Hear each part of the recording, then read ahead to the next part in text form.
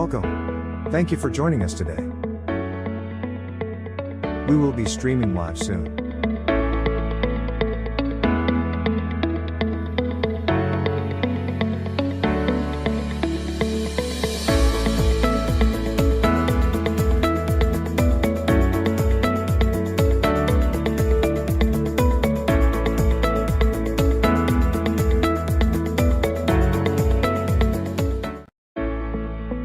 Welcome. Thank you for joining us today.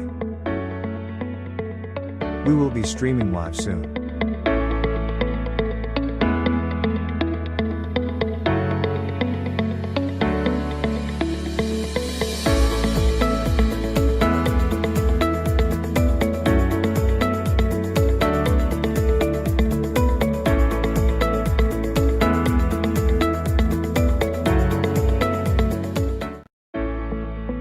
Welcome.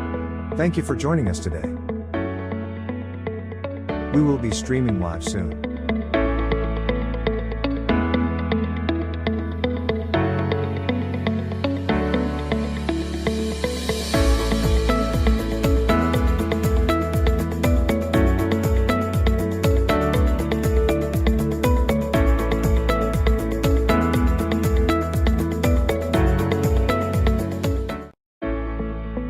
Welcome.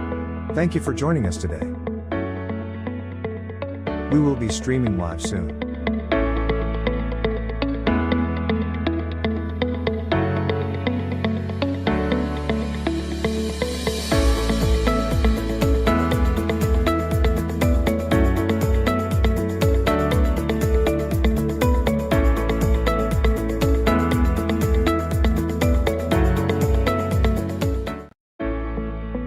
Welcome. Thank you for joining us today. We will be streaming live soon.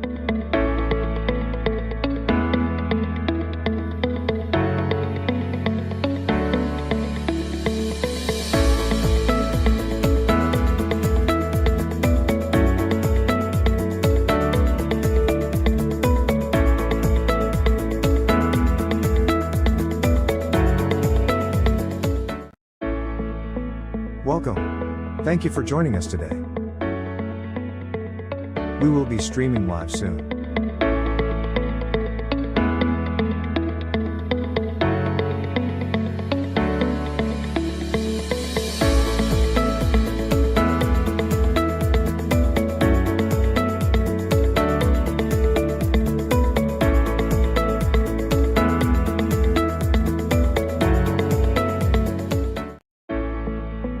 Welcome. Thank you for joining us today. We will be streaming live soon.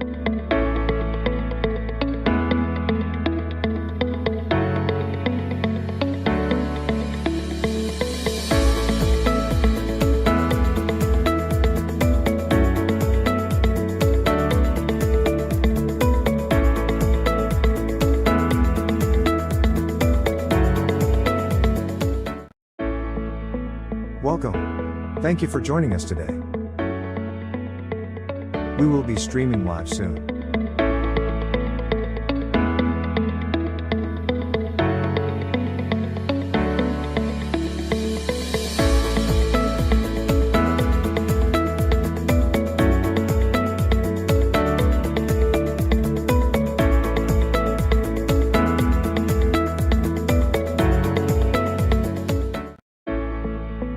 Welcome. Thank you for joining us today. We will be streaming live soon.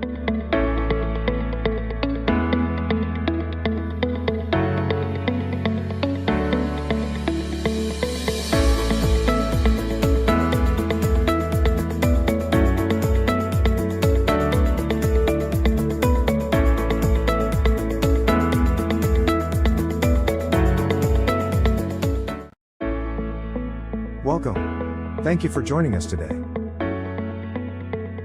We will be streaming live soon.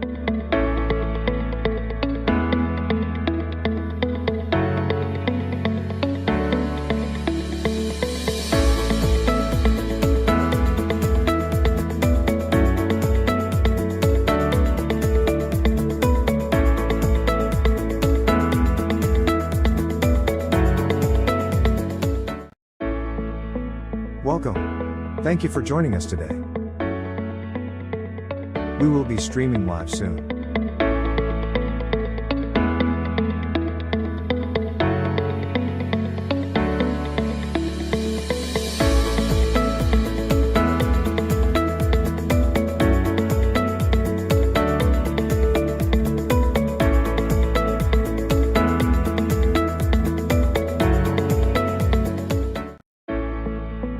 Welcome.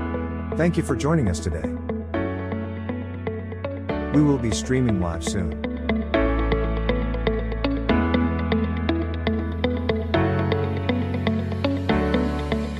Good evening, Facebook and YouTube audience. Welcome tonight for another installment of Celebrating Black Excellence of live from the campus of Mount Zion Baptist Church in the Yale H. Putney studio. So thank you so much for joining us tonight. We're here with our co-host, Buddy Hannah. Good evening, Pastor. How you doing? I am great, man. It's good to be back on this night, and I'm excited about what is about to happen. I don't know about you, Buddy, but the last couple of weeks have been phenomenal. I'm learning. I'm inspired. I'm motivated. What do you think?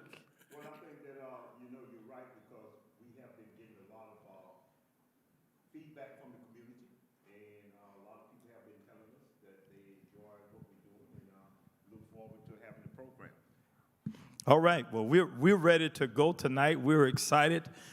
We still have individuals. What we're doing tonight, we're celebrating Black excellence. This is Black History Month.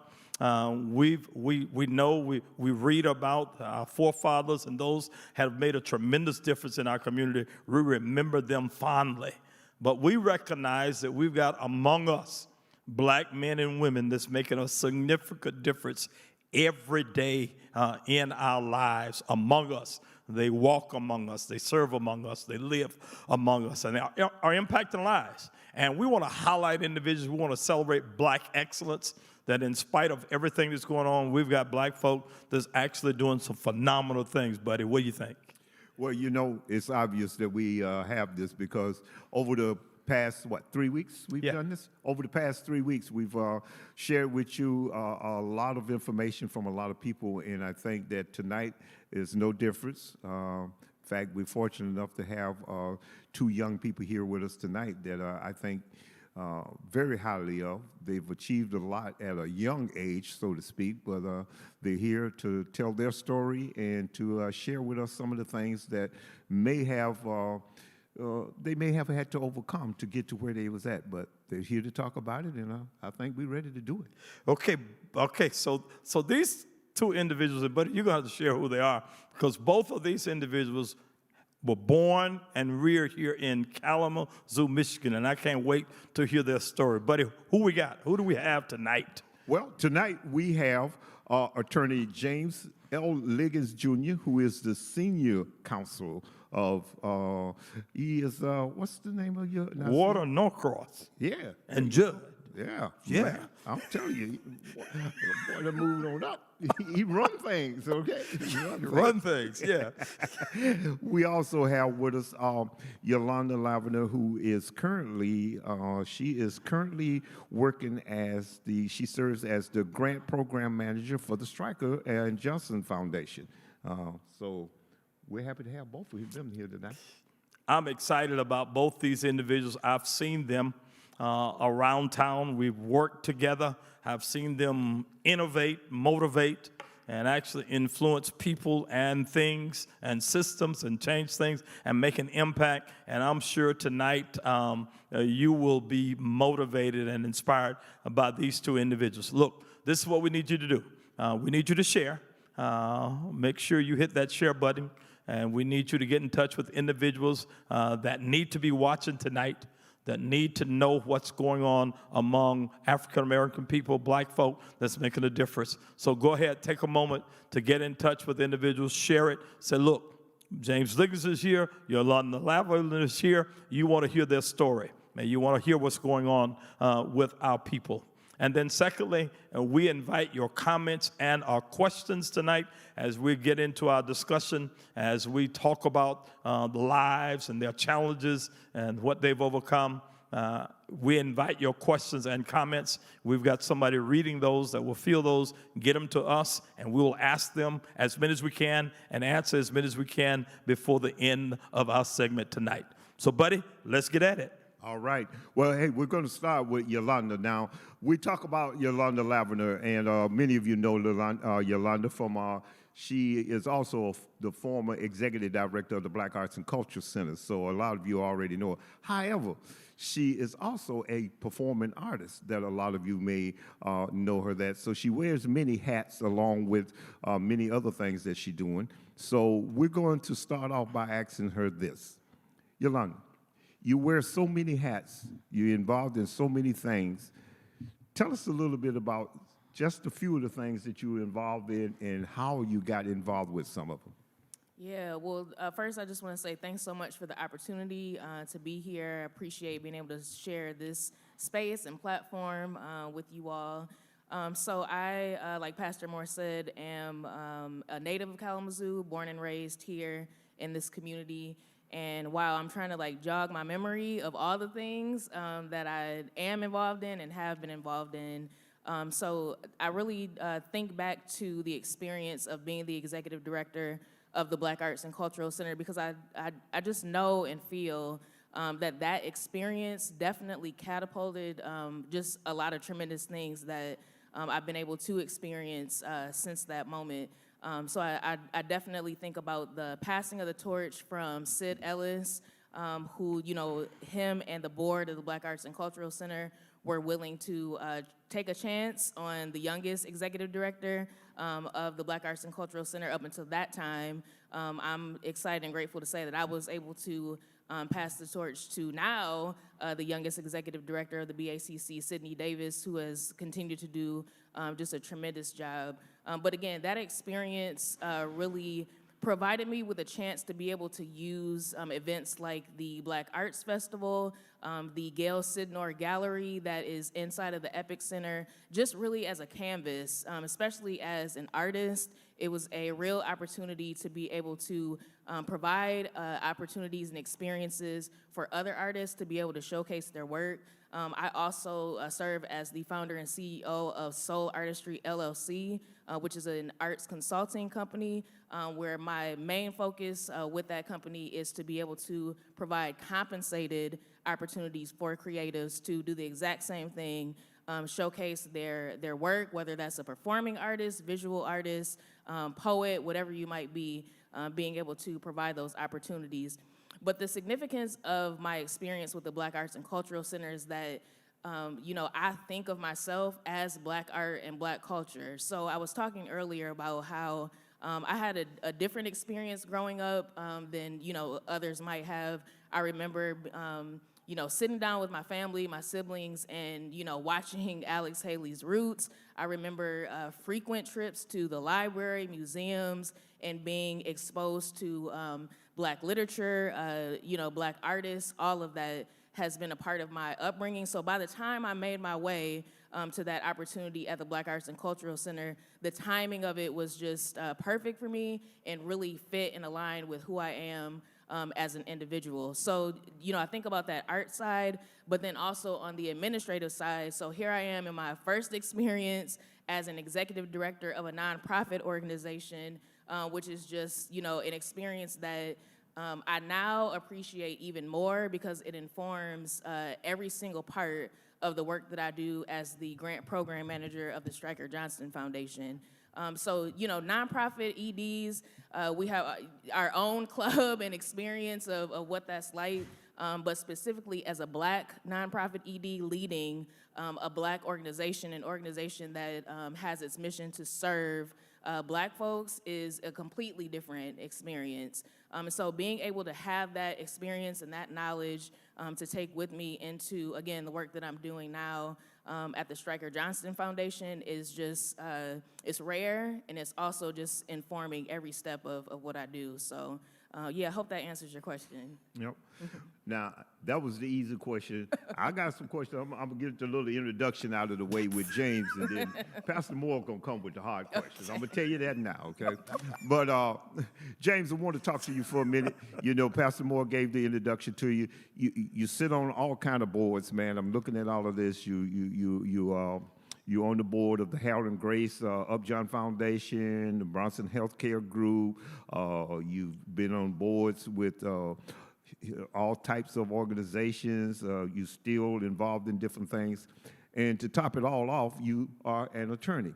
So tell us a little bit about this. How did you get into the law? Did that something you set out to do?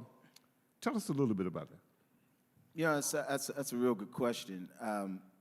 Often trace my practice of law back to, or love of the idea of law, back to high school.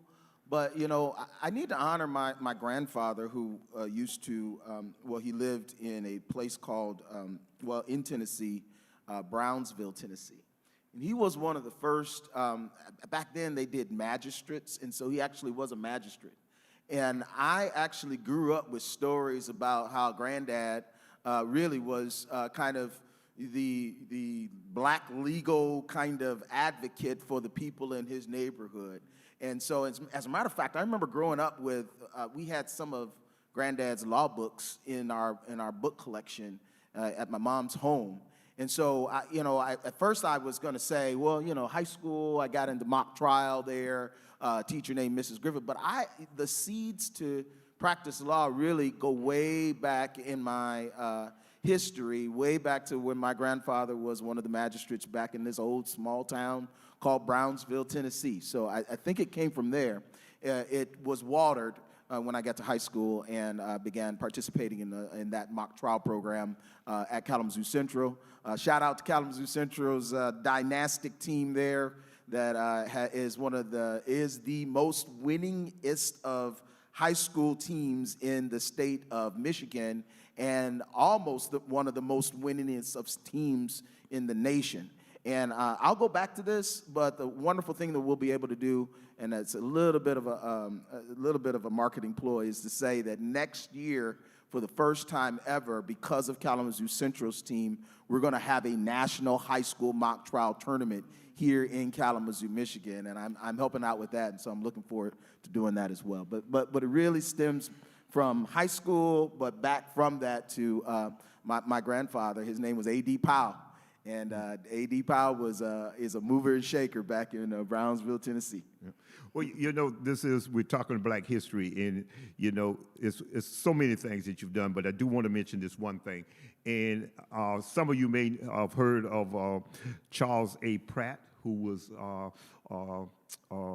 I would say, one of the first, if not the first lawyer here in town. But in honor of that, and to honor him, you all started the Charles A. Pratt Bar Association, and you was one of the founders of that. Tell us a little bit about that and how this came about. That is honestly one of the most significant and impactful organizations that I've been a part of. When I came back to Kalamazoo, I started working in Indianapolis at a labor and employment law firm when I graduated from law school. Then when I got married to my wife, moved back here to Michigan and worked at Consumers Energy for a couple of years. And then I moved back, got recruited to come back here to Kalamazoo. And when I got here, one of the first things I noticed was that attorneys of color, did not really have a support network that really kind of helped to further us along and give us the feeling that we can make it here in Kalamazoo. Now, it's not to say that attorneys have not been successful here of color, but I felt, and another person, her name was Marcia Jones, she is the city attorney over here in Kalamazoo, we both got together and said, we need a support network, and we decided that the most appropriate person to name that organization after was the first African-American judge here in Kalamazoo, Judge Charles A. Pratt.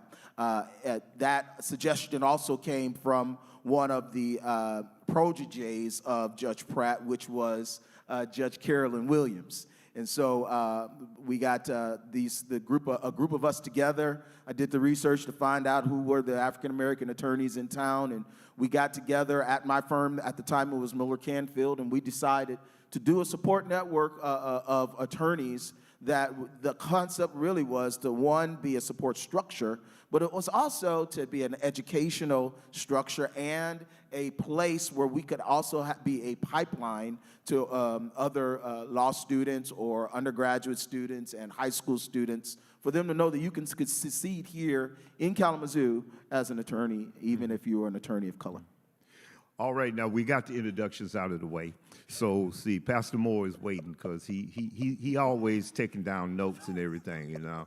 So I will tell both of you now, get ready, okay? Get ready. You know.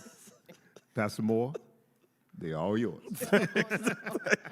Thank you, James. When you were talking about that that support network for black attorneys, African American attorneys, why is that important? What type of challenges do you have as an attorney? I mean, you're an attorney, and so it's necessary that there's a network. Why is it important, and what kind of challenges do you face?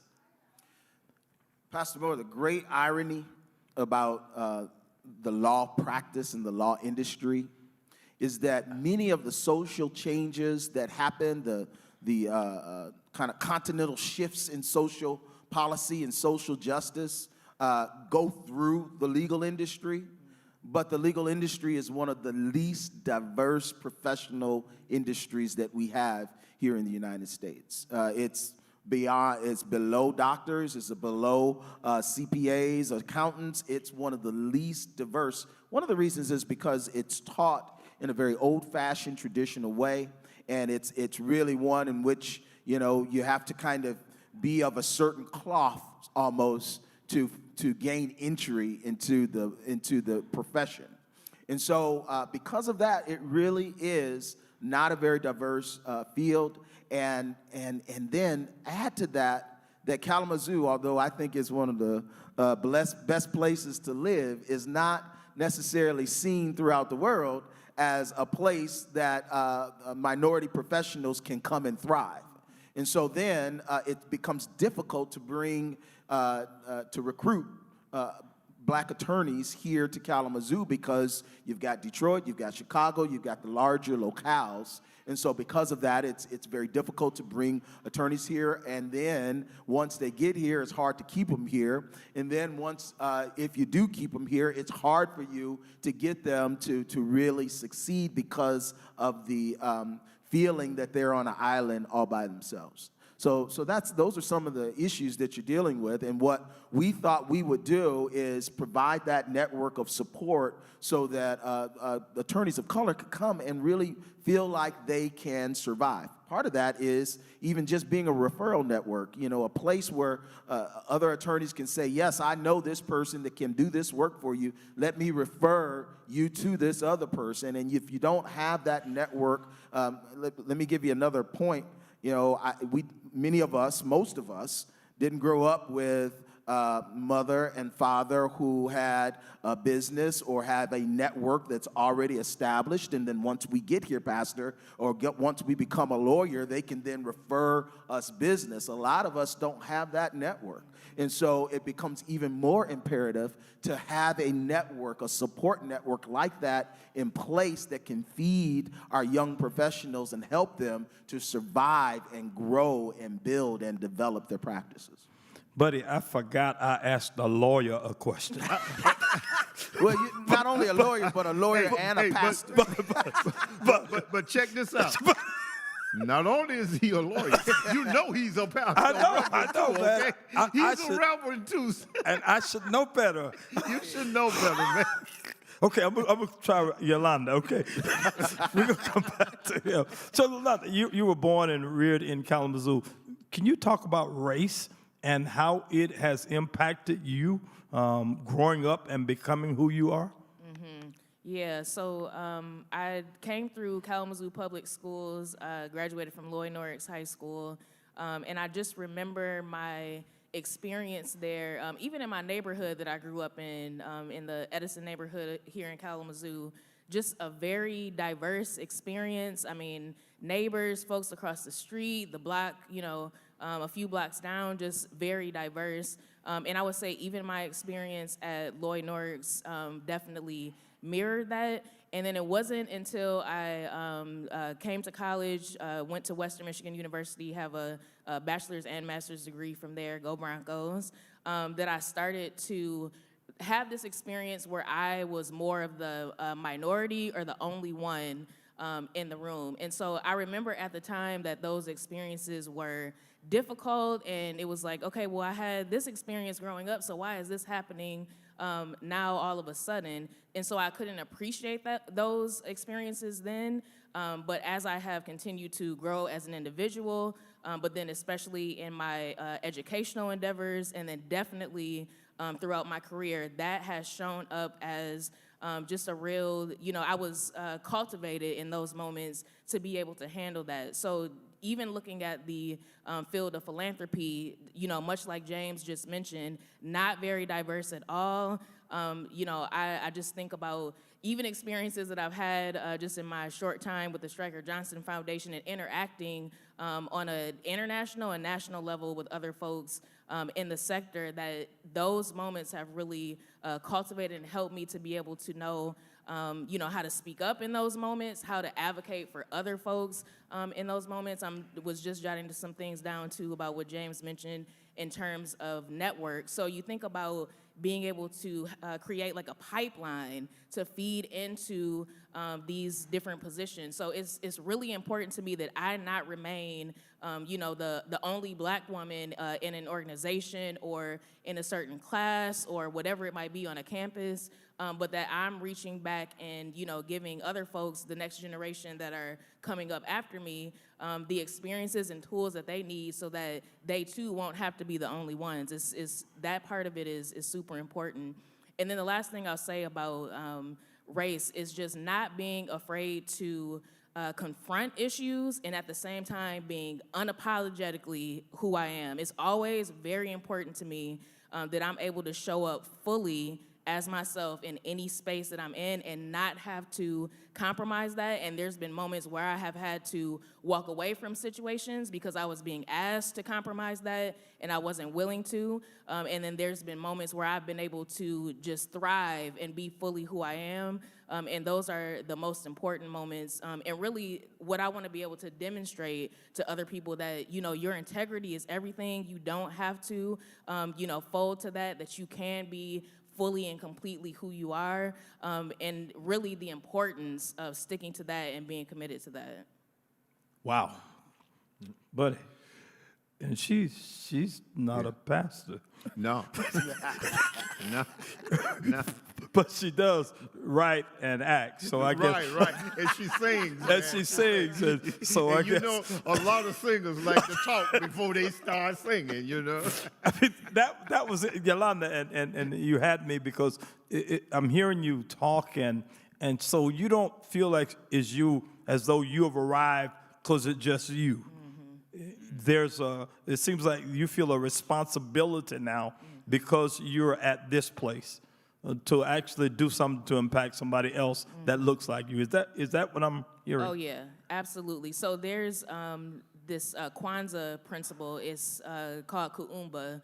And Kuumba is a Swahili word that means creativity, but it holds the idea that all of us have a responsibility to leave things better than the way that we receive them. And so what you just said, Pastor Moore, is exactly, what I try to live my life by, is that I'm never going to have arrived. That's not the goal of it. I should always be striving to, learn more and climb higher, and none of it will mean anything if I'm the only one that's doing it. And so it's important for me to be reaching up to climb and then having my hand behind me to pull other folks up with me as well. So yes, absolutely. And you talked about sometimes you've had to walk away from different things, and you're not afraid to confront different things. So what can you name, without getting too specific, some types of things that you had to walk away, like, okay, because you are Black, because you're African American, so what is that thing?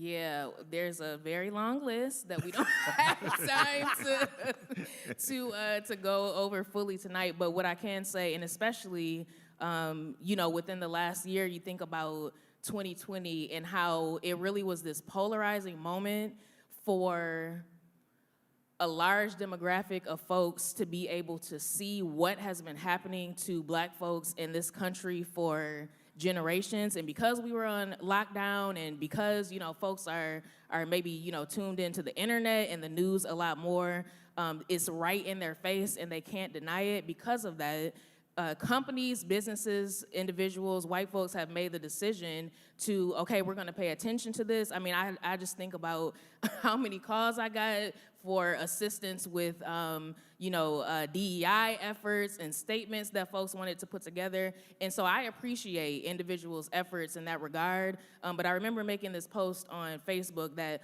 all of that is gonna be for naught if the space is not safe and conducive for Black folks and people of color to be able to come into those spaces and thrive in those spaces. And it can't just be the one person, because that's tokenizing. So it can't just be the one person. There has to be intention around that. And so, you talk about some of those examples, that's it. Some of the boards that I've been able to serve on, I mean, some of the policy changes and things that have just had to shift that I had to be confident about saying, wait, no, we can't do that. We need to change some things and do this differently. Having to say, no, I'm not gonna serve on that board, or having to reinforce that it's also white folks, non-Black folks' job to do their own research and make sure that they're understanding for themselves about their own work, and the onus is not on Black folks to always be teaching them. That's another thing that I had to be unapologetic in. So yeah, I would say any of those have been examples of what I've had to experience, but also that I've been grateful to experience, because again, it's all about the demonstrating of what that looks like. And I hope that someone else that might not be as confident is looking on, and they find their own confidence to be able to walk away from situations that don't serve them and speak up when they need to. Wow. Yeah. Well, Brother Liggins, Yes, sir. gonna give you a chance to show them lawyer skills. You have, you've put in the work, you've worked hard, but in doing so, tell us a little bit about some of the challenges that you faced getting to where you are. You just didn't wake up one morning and say, wow, I'm here, I got my practice, I got it. Tell us about some of the challenges that you may have faced while trying to get in the place where you felt, all right, now I'm getting somewhere. Well, kind of like Yolanda, I mean, that list is long and varied. But let me just say that, again, I think I said it previously, the practice of law, it feels very insular. It feels like you are, it's hard to break into. And if you don't already have a base of business, or at least a network of business, it becomes even harder. Mr. Hanna, I would say that one of the things that I really struggled with initially, not just the feeling of, like you have to prove yourself, but, and Yolanda probably can speak to this as well, there's this feeling that somehow you don't really deserve to be there, and I had to confront that. And I'll be real candid with you, I don't mind saying, I passed 3 bar exams. I passed Michigan bar, the Indiana bar, the Illinois bar, and yet, and probably there's not a lot of attorneys here in Kalamazoo that can say they can practice in 3 states by passing a bar, not waving it in. And yet, I have moments where I'm like, wait a minute, am I really supposed to be in the room here? Am I valid? And it's not just because of outside forces, it's also because of inside forces, Mr. Hanna. And so at the end of the day, there's a confidence and there's a worldview that has been imposed on us at times that we got to fight out of. Yeah. We have to realize that we are wonderfully made, and that that in us really abides everything that we need to succeed and that we are supposed to be at the table. But I had to fight that. Well, am I supposed to be here? And then, when it was time for me to make partner, am I, valid enough? Am I bringing in enough business? Am I, somebody that you can see as part owner of your organization or of your firm? There's all this justification that you feel like you have to do, that you have to understand, at the end of the day, and this is where I got my strength from. My faith is what makes me, it's what keeps me, and I know that greater is he that is within me than he that is within the world, and that's where I really focus on. And even to this day, I have those issues, Mr. Hanna, but so there's the professional barriers, and then there's the internal barriers that worldview that's been placed on us, really you have to break out of. So even at your level and what we're hearing, and I think the common theme is there are some commonalities in being black, whatever stage you're at, because of the worldview and because of the pressures of just being black. So speak to this, James, if you will. Oftentimes, and you've navigated, as Buddy talks about, there's a lot of things you're involved in. You're involved with boards and you're involved with foundations, but you've navigated this. How'd you do that? What keeps you going? Because somehow you're breaking through that in spite of all the things you just listed. How do you keep doing that? And being black. Well, I don't mind saying this, that, I live my life by kingdom principles. Mm-hmm. And so when I'm confronted with a situation where I have to determine whether or not I'm going to be a part of something, the question I have internally is whether or not I can advance the kingdom through the organizations and the companies and the businesses that I am involved in. And if the answer is I'm not advancing the kingdom, then I step out of it. And what I found is that God places favor over my actions when I place him first. So if you really want to know how I navigate and how I kind of can have that type of success, don't look at me, but look at God and understand that when you place God first in your life, he will order your steps. And so that's the real answer. If you want the professional answer, it's still that answer. I can't separate the two. So that's how I navigate. First of all, is I have a purposeful reason for wherever I'm at. Number two, it's really that I put the work in. I'm gonna be the hardest. I'm gonna be the one that's staying the longest. I'm gonna be the one that gets there earliest. That's just the way I've operated, and that's the way I'll continue to operate. I have a 100% commitment to doing something. Listen, I've got 3 kids at home. I've got a beautiful wife, and at the end of the day, they deserve my time just like everybody else. So if I'm going to commit to something, you better believe that I'm going to put all my effort into it, because that's time that I'm taking away from them. So I'm put the time in. He almost pulled me out of my co-host role when he started talking those kingdom principles. But so you better ask the question. Let me let me chill for a minute. Next time. But Yolanda, I want to ask you that too. And Pastor brought up a good point, because he said, you do all of that and you're black. Well, you're black, you're young, and you're a woman. Yeah. Okay? Now, what challenges have you had to overcome and deal with? Yeah, so, wow, that's a loaded question, but I would also echo much of what James mentioned. So, faith, absolutely. I'm a believer in Jesus Christ. I was, raised in that, and that literally is what has been able to sustain me, from every season of my life, making decisions, all of that. When adversity was there, when it was like, oh, yeah, no, I'm about to quit this. I can't keep going like this. Literally, that's where the strength comes from. So and I always want to make sure that that's never overshadowed. Like James says, I don't want folks to see me, but to see Christ in me, and that is super important.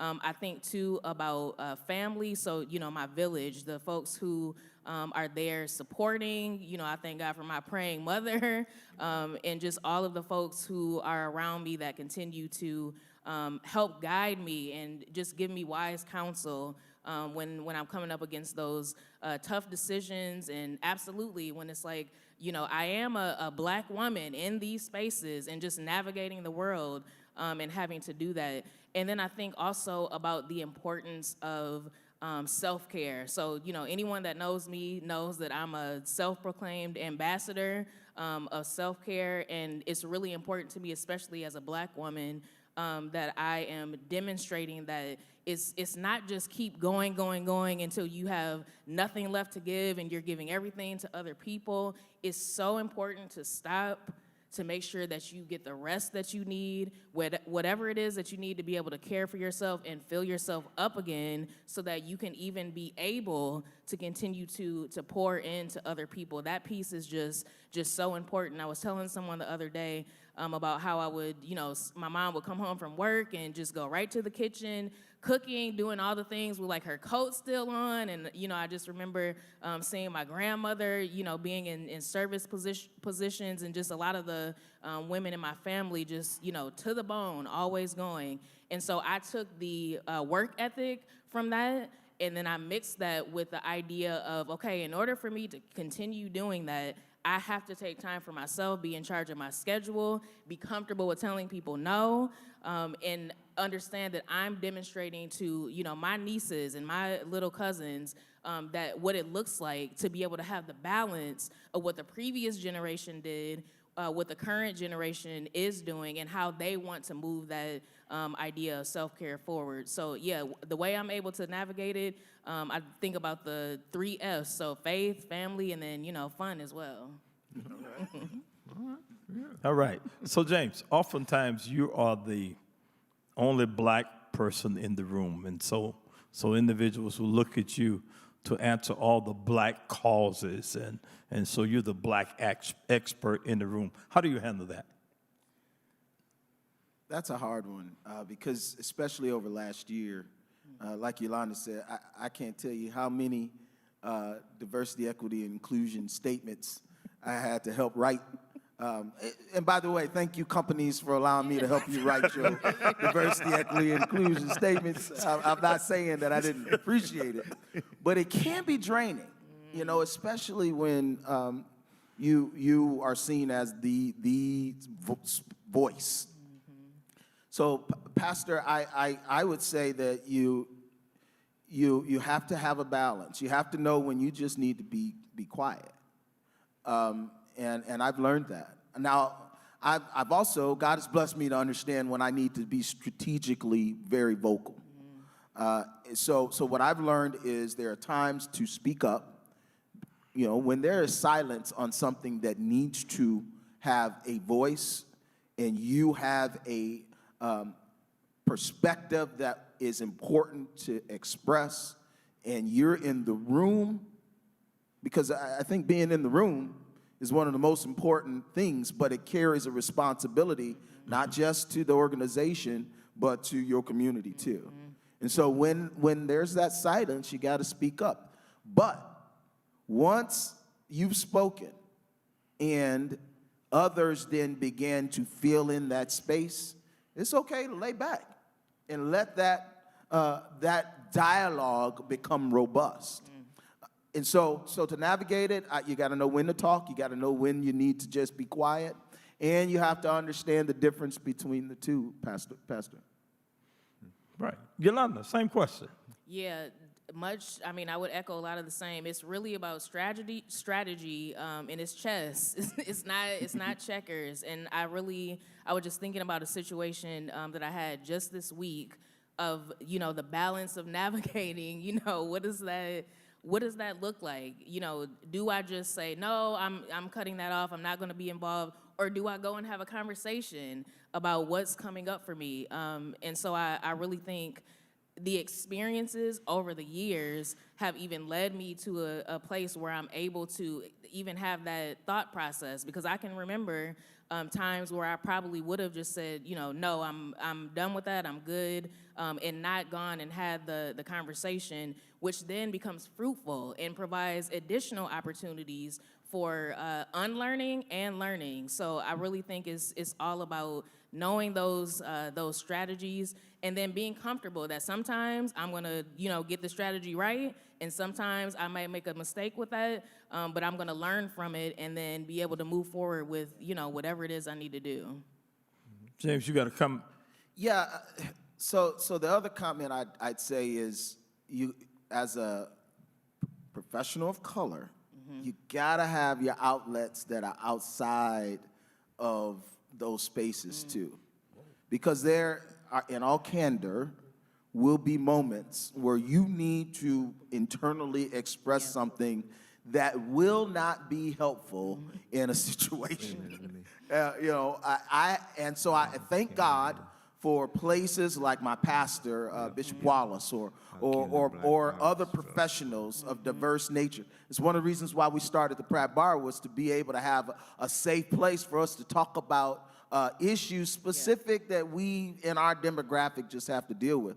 If you don't have that space, it becomes even harder when you are confronted with situations, because you got all this stuff built up you haven't been able to express, and before you know it, it comes out in a specific way. So I really encourage people to have other outlets too, to be able to talk in a safe way about your own processes and thoughts on some of these social issues. Right, Betty, it looks like the social media platform is heating up. Yeah, and I get a chance to ask a question. We thank you for watching and listening, or whatever, how you're doing, and we want your questions. And here's the question, Yolanda. This question is for you, and the question is: how can the black arts in general, be incorporated more into all the festivals and all the art culture here in Kalamazoo? Yeah. So I think that the first thing is that I have been having an interesting time with navigating what that's going to look like, in the space that we're in now, where everything needs to be digital primarily, or, we just need to take different safety precautions. So there's that, which actually, so there's that barrier, but I also have been trying to look at the liberties that we have in that and how we're able to reach just an increased audience with these digital platforms. So that's one aspect of it. But also, there is a place and a space, much to what James was just saying, for black folks to have spaces that are specific, for black art. And so while there is also a place for that to be integrated into, other spaces, I can't even think of what this community will be like without a Black Arts and Cultural Center. Like, not all communities have those kinds of spaces. You normally see that in, Chicago, Detroit, bigger cities. And so we are tremendously blessed to have an institution like that in this community. So that is important for us to maintain. But I also think just the increased awareness and then also the support of the community for Black artists. So, if you know someone, then think about opportunities for them to be able to showcase their artistry and what they're doing. That's the way that we get it integrated, and we raise the awareness about that in the community. So, a few different answers there, that it's important for us to have spaces that are specific to that, and then also our support is what helps raise the awareness and push that into just the overall community. All right, Attorney Liggins, this question is for you that just came in. Could you talk about male figures that have helped you along your journey? Oh, absolutely. Let me just start with my dad. Thank God for him. He passed away in October of this past year. But the one thing that my dad always really poured into me about was that, this sense of confidence. He would always say, Junior, I'm a junior. You can do anything you want to do. You can do anything. And I grew up thinking that. And I'll tell you that has shaped who I've become as a person, because Mom and Dad always said you can do anything. In fact, My mom is still alive, and to this day, she still thinks I'm underachieving because of what she thinks I could do. So at the end of the day, that's how confidence really builds someone, and I've learned to pour that same confidence into my children. As a matter of fact, I want them to, be so confident that when they don't reach the mark, it's an anomaly to them, and they're trying to figure out what happened. So first, my father. I've got other male role models in the church. Pastor Lafayette Davis, who is my wife's grandfather, really kind of poured into me when I was growing up. I have a wonderful person who called me this week, Mr. Gus Calvert, who was my 7th grade social studies teacher. And Mr. Calvert, I'll tell you what, he would drive me around and pour into me and take us. He was the first person to take us skiing in junior high school. And I just had tons of conversations where he was pouring into me as a person, as a man, really having an interest in my success as a young man. So Mr. Calvert, I can just kind of go down the list. There is no really lack of male role models that really have just kind of poured into me, have really been a part of my development. Let me just say that one of my role models happens to be currently a partner that I work with. But when I was in high school, he was, by the way, he's Caucasian male attorney. He was an attorney that worked for the firm that sponsored that mock trial team. And then after I participated in mock trial, he took it upon himself to mentor me through undergrad, and then brought me back as a paralegal, and then eventually recruited me to come back as an attorney at his law firm, and then helped sponsor me to become a partner at his law firm. So we've got, male role models all around who say, you know what, your success is important to me, and I'm going to make sure that I'm a part of your story. Okay. All right, the questions are still coming in, and we're going to see if we can get as many of them as we possibly can. This question is for both of you, and Yolanda, we'll start with you. The question is, would you say your godly foundation is the most important aspect of your career? Oh, yes. Yep, absolutely, without a doubt. I just think about, again, just the orchestrating of things and the timing. I was finishing my master's in public administration while I was offered the position that I serve in now with the Stryker Johnson Foundation. And just the timing of all of that. I think back again to the Black Arts and Cultural Center opportunity, and just the timing there, even with my passion, the work that I had already been doing in the arts, just all of that. I was telling someone the other day, like, none of this is coincidence. Like, this is all, a divine plan that I just feel very grateful for. And then I also feel the responsibility, again, to make sure that I'm reaching back and providing opportunities for other folks because, things were provided for me. I mentioned earlier about just being able to navigate and just the strength to be able to move through all of these different situations.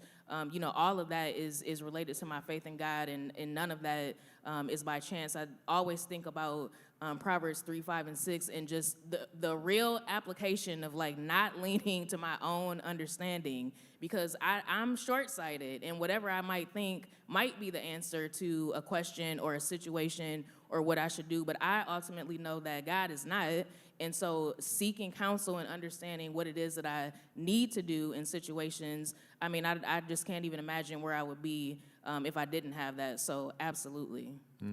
James, same question. In him do I live, do I move, and I have my being.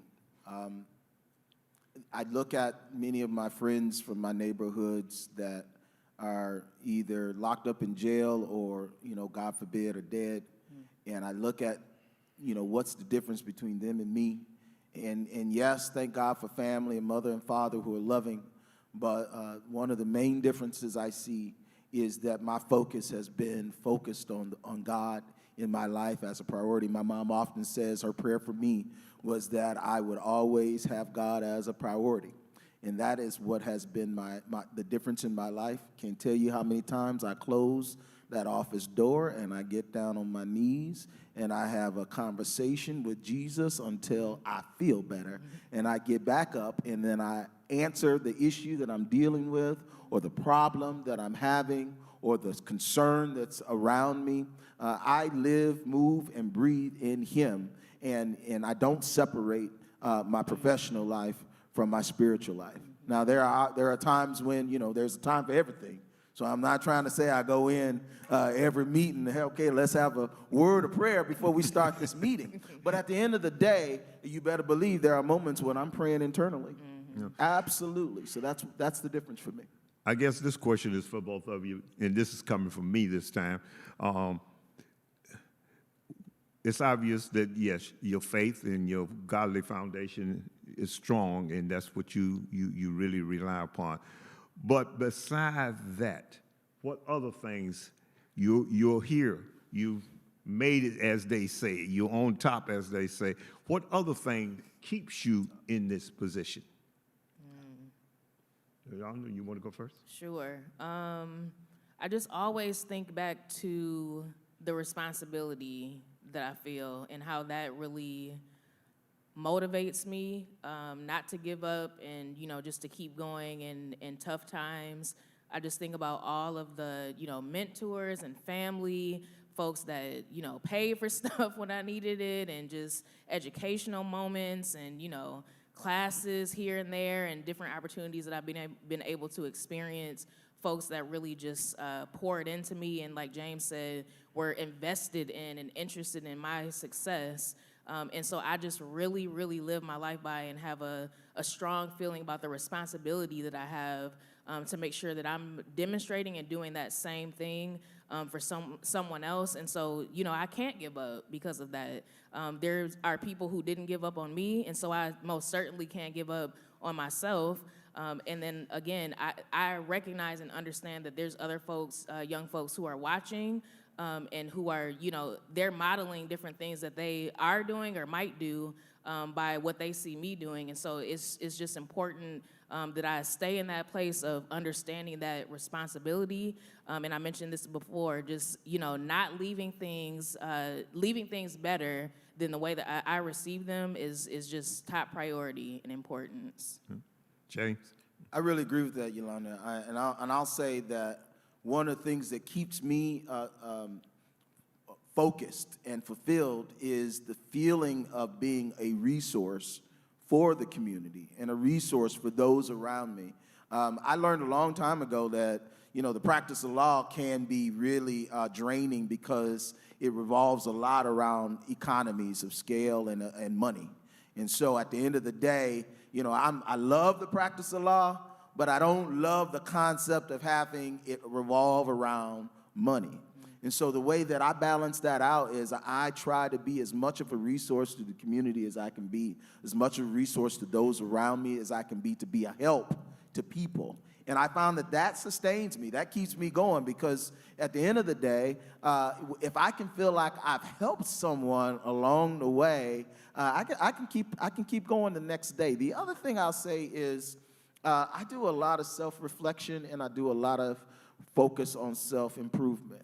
What I found is, yes, we've got a lot of forces out there that help to keep us restrained and contained, but we also have an internal fleshly force that we've got to put under subjection. And that means that there are things that we can do better. And when we realize that we can do better, we have to go about doing better. How do we get better? And so I do that. I really, if I feel like I could have done this better, I self-reflect and I try to improve. I try to make, those things that might be weaknesses, turn them into strengths. And I do that on a constant basis. Wow. Once again, this is extremely rich. And let me say that we salute each of you. We see you as making a tremendous impact here in Kalamazoo. We see you as Black excellence. And we're getting toward the end of this segment, and we got to get this question out. Want you to, we're talking now, both of you, you're talking to Black people and then you're talking with the white people. What would you say, based on your experience, based on what you've gone through, based on what you have accomplished, based on the things you've overcome in spite of injustices, setbacks, and whatever, what would you say to black people? And then what would you say to white people? And so let's do that. And James, we'll start with you, and then. To my brothers and sisters, I'll say that the one thing that I've learned in the practice of law and that I apply to my life is that there's never a mistake that you cannot learn from, grow from, and ultimately do better. In the practice of law, when you first start practicing law, you think that every mistake is going to kill your case, destroy your chances of being able to be successful. And what you realize after you've been around for a while is that there's always another move around what you did to make you, put you in a better position. And I use that as a metaphor for life. You're going to make mistakes. There are going to be problems and issues that come up that you will not do correctly, whether it's because of forces around you or whether it's because of you internally yourself. There's always a way that becomes an asset as opposed to a deficit. So don't, pick yourself up, figure out how you learn around it, and grow through it, and you will be better. To my Caucasian brothers and sisters, first of all, we love you. I love you. And I do believe that last year is a window of opportunity for all of us, an awakening to social justice and social issues that I am so happy to see there is a groundswell of support. But it sometimes feels like we've been in this place before. And I would just encourage you to figure out how this time, this season will be different than the seasons of the past. And I would argue and point out that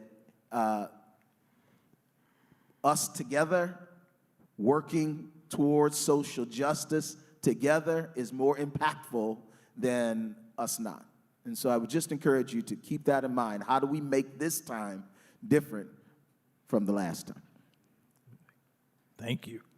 Yeah, so I'll go back to my message of self-care because I think that's so important. And then I just think about just the change and the stigma for Black folks around therapy. So I have, recently discovered that for myself. And my motto is Jesus and therapy. So, both things. And I really think that it's going to help the Black community with just addressing the traumas that we have just internally within our families. We think about just the treatment and things that we've had to endure in this country for generations. And I just have never been more convinced that just seeking that as a practice of self-care, the importance of that. So that would be for the Black community. I'm open to questions. Contact me. I'm more than happy to share about my experience with that. And then I think about what my message to white folks would be. So be okay with being uncomfortable. There's going to be lots of conversations that we need to have moving forward where there is going to be discomfort and, I wasn't necessarily the one who did a certain thing or whatever it might be. There just has to be a level of being okay with the discomfort because that's the only way that we're going to be able to move forward is if there's not a defense that's there when we need to have very tough conversations. So just be willing to sit in that discomfort and then move the conversation forward even in that. Wow. Buddy?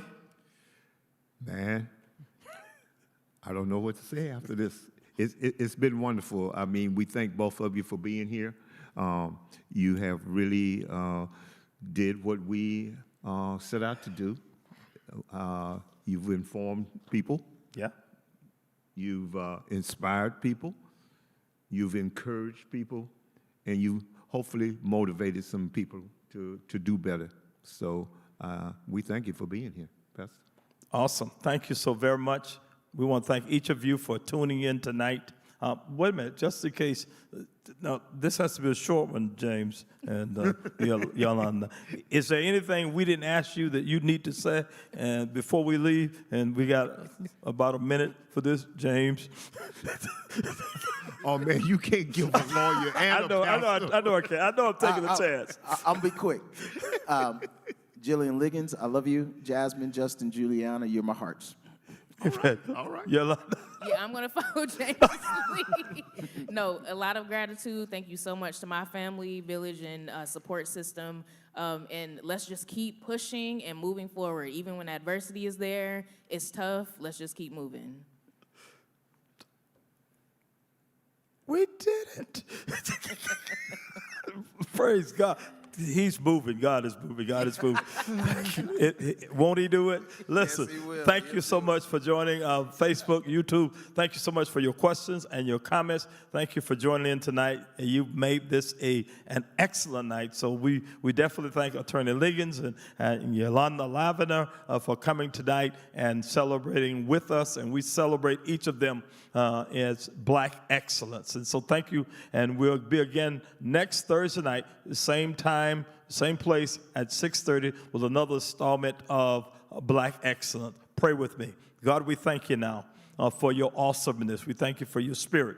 We thank you for your provision. We thank you for raising up men and women for such a time as this, gifting them with anointing, your power, your equipment, and your authority to impact change in this earth realm. Thank you for Yolanda. Thank you for James and using them in a mighty way to impact lives, to make them better. We love you and honor you now. In the name of Jesus, this is our servant's prayer. Amen. Amen. Ernest Just was a biologist, an educator, and science writer. He was a pioneer in our understanding of cellular biology. Ernest Everett Just was born in 1883 in South Carolina. His father passed away when Ernest was a child. He was raised by his mother, who worked as a teacher to support the family. At the age of 6, Ernest contracted a disease called typhoid fever. Though he recovered, he lost parts of his memory and motor skills. He had to work hard to learn to read and to write again. Schools for Black people in the South did not have the same resources as schools for white people. So Ernest went to New Hampshire for high school. He was the only Black student in his class. Ernest's mother passed away during his time there. And though he was devastated, he continued to work hard and graduated a year early. Ernest went on to Dartmouth College, where he took a keen interest in zoology and botany. At Dartmouth, Ernest became fascinated with cell biology. Every summer, he went to the Marine Biological Laboratory in Massachusetts, where he studied the cells of marine worms and other small creatures. He made observations about how eggs are fertilized that went against what scientists thought at the time. Scientists around the world began to pay attention to his work. But despite his achievements, Ernest was not treated the same as white scientists in the United States. He moved to France, where he continued his work and published groundbreaking books. Throughout his life, Ernest never lost his curiosity about the natural world or his passion for sharing it with others. His innovative research in cell structure is often cited in scientific studies today.